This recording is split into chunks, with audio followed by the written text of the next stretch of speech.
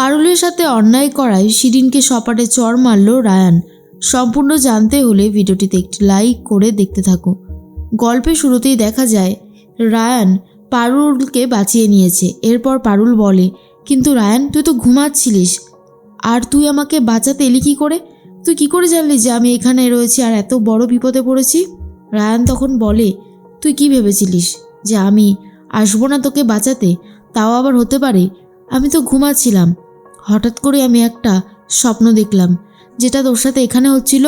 আমি সেটা স্বপ্নে অনেক আগেই দেখে নিয়েছিলাম রে পারুল। তারপরেই হঠাৎ করে ঘুম ভাঙতেই দেখি তুই নেই। এরপরে আমি বুঝতে পেরে গেছিলাম, তাই আমি তাড়াতাড়ি করে এখানে চলে এসেছিলাম। আর এইসব কাপালিক, এসব বউকে ভালো না বাসা সবটাই না একটা মিথ, আর সেটা আমি বুঝে গেছি। কিন্তু কেউ বা কারা সেটাকে ব্যবহার করে ইচ্ছে করে তোকে শাস্তি দিতে চাইছিল, আর এটা সংযুক্ত আর ওই শিরিনের প্ল্যান ছাড়া অন্য কারোর প্ল্যান হতেই পারে না। এবার আমি আর ওকে ছাড়বো না। তখন পারুল বলে, কি করবি তুই একা একা?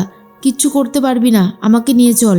কিন্তু রায়ান তখন বলে, না, তুই কোথাও যাবি না, এই বিষয়টা এবার আমি সামলাবো। অনেক হয়েছে, অনেক বড় অন্যায় করেছে শিরিন, এবারে আমি আর শিরিনকে ক্ষমা করব না। তোকে আমি আরেকটু হলেই হারিয়ে ফেলছিলাম, আর ওই লোকটা, ওনাকে আমি কিছুতেই ধরতে পারলাম না, যে কিনা তোকে এইভাবে শাস্তি দিতে চাইছিল। এমন উচিত শিক্ষা দিতাম না, ভাবতেও পারছে না, কিন্তু একটুর জন্য হাত ফসকে বেরিয়ে গেল। পারুল বলে, তুই একটু শান্ত হ রায়ান। রায়ান তখন বলে, কি করে শান্ত হব বলতো? তোর ওপর অ্যাটাক করছিল ওরা, তোর ওপর। ভাগ্যিস আমি ঠিক সময় এসেছিলাম, না হলে যে তোর কত বড় বিপদ হয়ে যাচ্ছিল পারুল, তুই হয়তো নিজেও সেটা জানিস না। পারুল বলে, চিন্তা করিস না, বাবা ভুবনেশ্বর আছে, সঠিক সময় বাবা ভুবনেশ্বর আমাদেরকে বাঁচিয়ে দিয়েছে। কিন্তু কি কথা বলতো, এত বিপদ আমাদের, কোনোভাবেই বিপদ যেন পিছু ছাড়ছে না। তবে তুই সঠিক সময় এসেছিস বলে এ যাত্রায় বেঁচে গেলাম, না হলে হয়তো বাঁচার কোনো রাস্তাই খোলা থাকতো না। ঠিক তখনই রায়ান বলে, আমি থাকতে তোর কোনো ক্ষতি হতে আমি দেব না। সব সময় তোকে যেভাবে আমি প্রোটেক্ট করেছি আর এখনও ঠিক সেইভাবেই প্রোটেক্ট করব, একদম ভয় পাবি না। শুধু মনে রাখবি, আমি সব সময় তোর সাথে আছি আর থাকবো। এরপরেই শিরিন ভাবে, এখনও কিছুতেই এই পারুলটাকে মারা গেল না। কি কপাল নিয়ে জন্মেছে মায়েরি, যতবারই কিছু করতে যাই ততবারই কোনো না কোনো গণ্ডগোল হয়ে যায়। না, এটা কিছুতেই মেনে নেওয়া যায় না, কিছু না কিছু তো আমাকে করতেই হবে, আমি কোনোভাবেই এটা ছেড়ে দেব না। ঠিক সেই মুহূর্তেই বেলটা বাজতে থাকে, তখনই দরজা খুলে দিয়েছে শিরিন। এরপর রায়ান বলে, আর কত নিচে নামবি? না না, আর কত নিচে নামবি তুই আমাকে একটু বলবি শিরিন?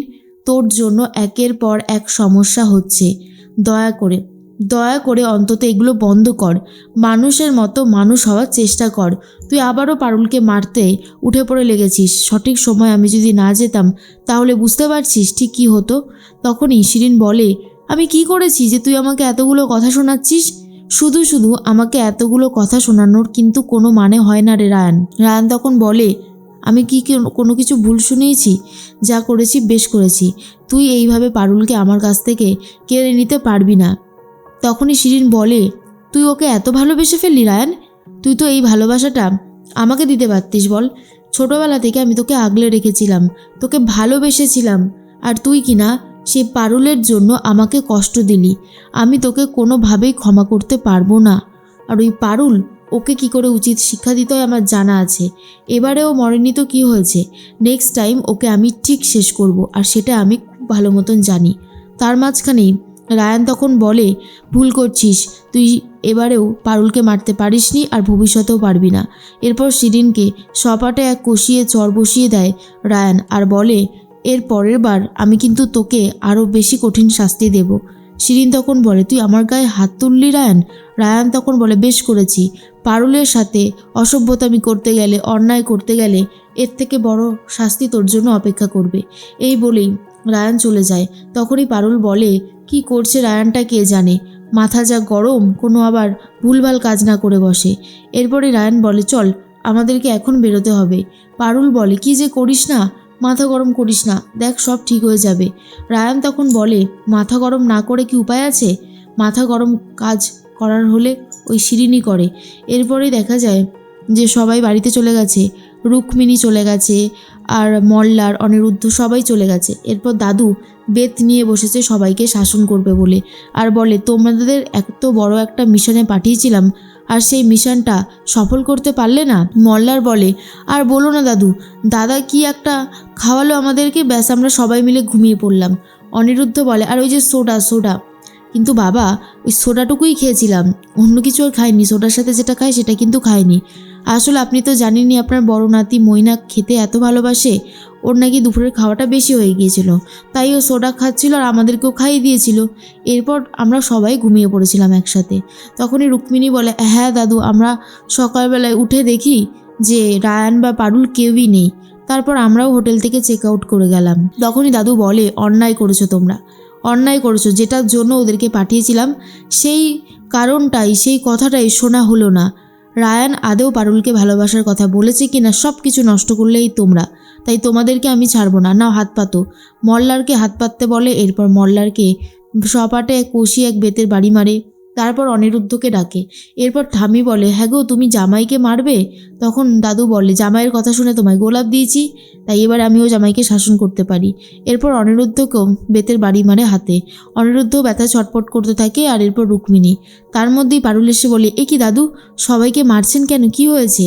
তখনই পরিতোষবাবু বলে আর বলিস না, এই আমাদের বিজনেসের জন্য ওদেরকে একটা প্ল্যান ভাবতে বলেছিলাম, কেউ কিছু পারছে না। আর এই অনিরুদ্ধ একটা কোম্পানির সিইও হওয়া সত্ত্বেও কোনোভাবেই একটা বুদ্ধি বাতলাতে পারছে না যে আমাদের বিজনেসটাকে আরও কী করে গ্রো করা যেতে পারে, মডেল এনে যদি কোনো একটা ব্যবস্থা করা যায়। পারুল বলে আমরা তো বাড়িতে এতগুলো মহিলা আছি আর আমাদেরই তো বিজনেস, আমরাই যদি এই গয়নাগুলো পরে র্যাম্প ওয়াক করি আর আমাদেরই বিজনেসটাকে প্রমোট করি, তাহলেই তো সব থেকে ভালো কিছু হয়।